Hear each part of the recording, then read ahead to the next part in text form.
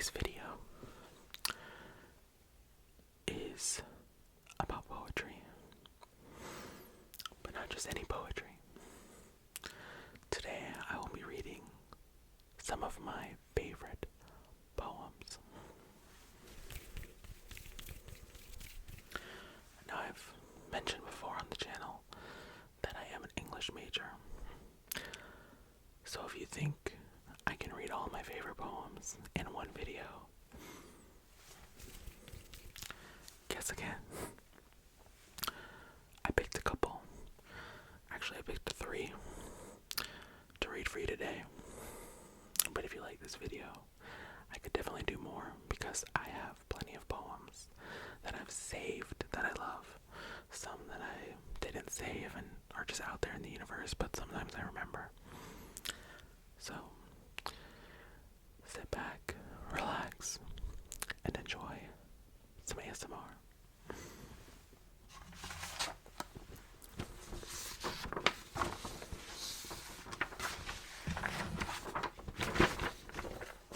The first poem that I'll be reading for you is by none other than the Maya Angelou. I'm hoping you've heard of her before because I'd say she's pretty popular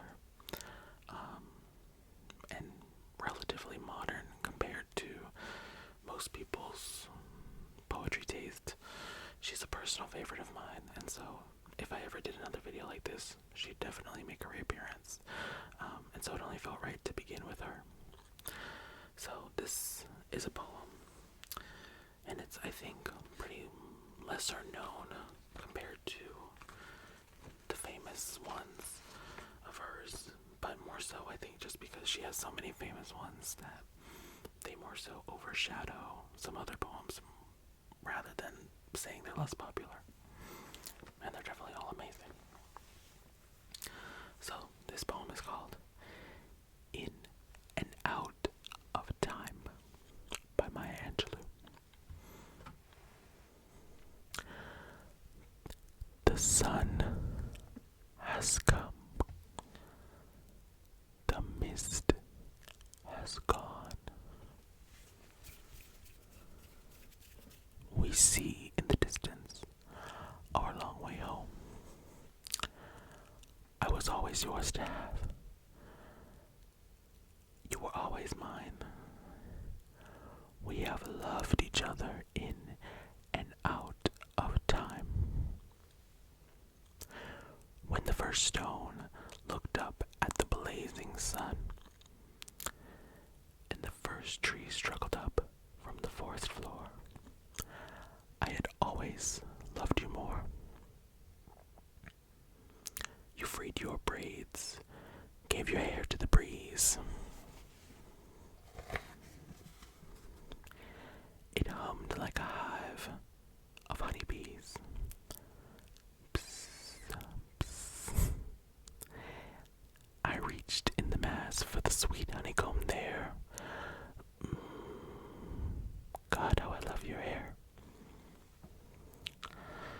You saw me bludgeoned by circumstance, lost, injured, hurt by chance.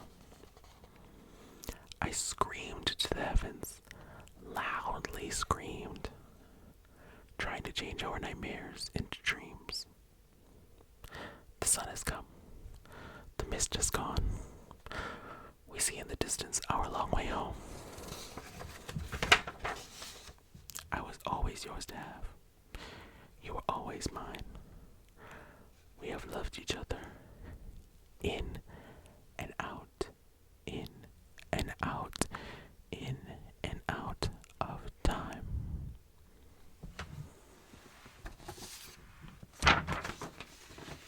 So that was In and Out of Time by Maya Angelou. I actually have that one memorized. But it's harder to recite it from memory when you slow it down, so I figured let me print it out. This next poem is called The Second Coming. The Second William Butler Yeats. William Butler Yeats. William Butler Yeats.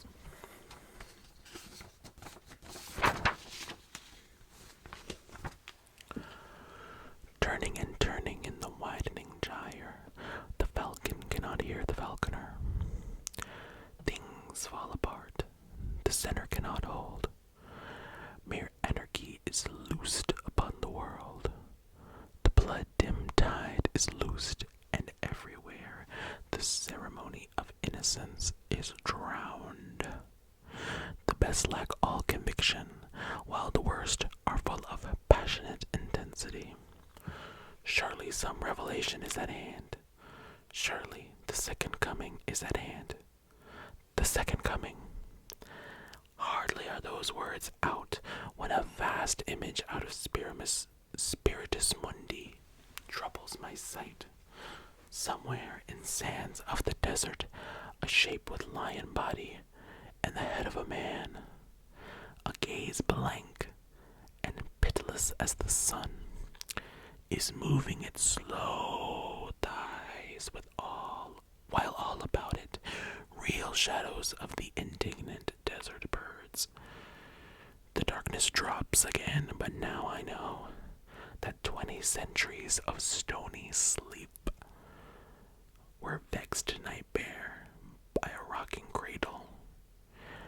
And what rough beast, its hour come round at last, slouches toward Bethlehem to be born. So this poem actually is related to a time, I think, around the Second World War. My memory's a little foggy on that one. But what's interesting about this, if you had to read Things Fall Apart in high school, like I did, whether you liked it or not, I liked it, but whatever. This poem is actually where the name comes from.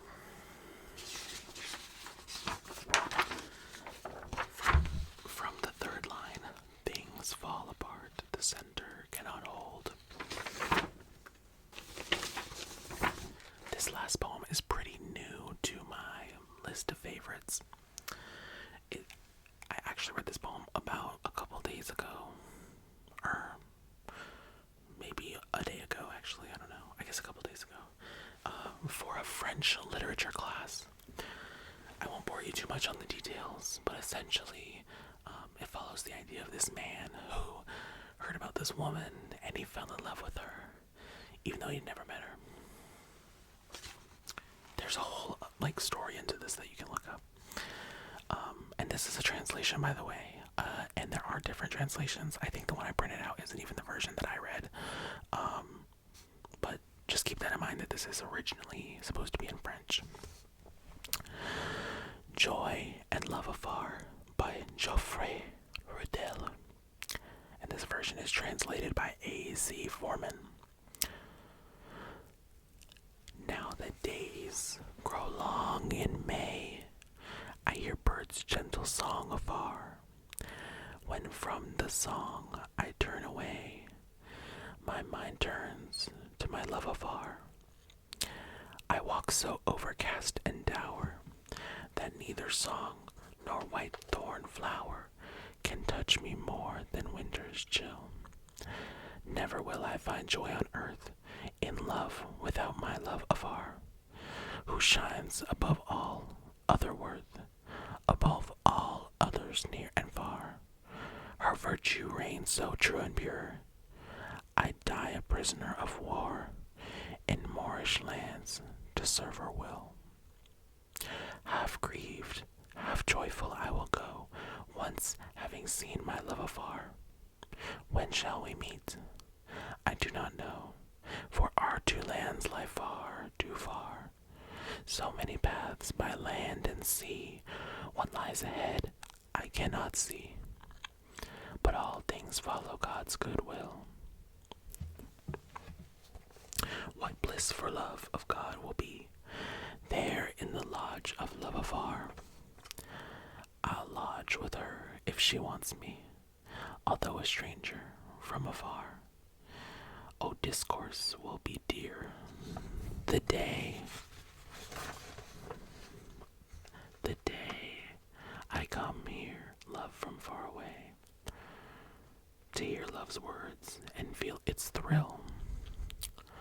I call him Lord, who I believe shall let me see my love afar. Though for each pleasure I receive 2 ills, since she remains so far, I'd go a pilgrim to that shrine, to see my dusk dark tunic shine in those clear eyes reflected still. God, who made all things swift and still, and fashioned me, my love afar, grant me a way. I have the will soon to behold my love afar, in real space of such a grace, that chamber wall and garden place will seem a palace on a hill. He speaks the truth who says I yearn and lust for naught but love afar. What joy on earth would I not spurn, just to enjoy my love afar? But what I want is barred with hate. My godfather has fixed my fate, to love well and be treated ill. Oh, what I want I'll never find. God damn that godfather of mine, who doomed my love to bring me ill. So that was Joy and Love Afar, and like I said, that was one translation. I didn't actually read this over before recording this, but this one is actually a lot different than the one I read. There's entire stanzas that I think are in a different order, so obviously translating poetry, especially like this, where there's a certain cadence, and also trying to make some things, there's like a certain repetition and rhyme in it, and so obviously that's hard to emulate in a translation. So even though this is different, I will say this did a good job too. So, but yeah, so those are the poems that I have to share with you today. Like I said, if you want to hear more, I'd be happy to share. And even if you don't want to hear more, I still might record some more. Because I do like to look back on the poetry I collect. Yeah. So, thanks for watching. I hope you're well relaxed.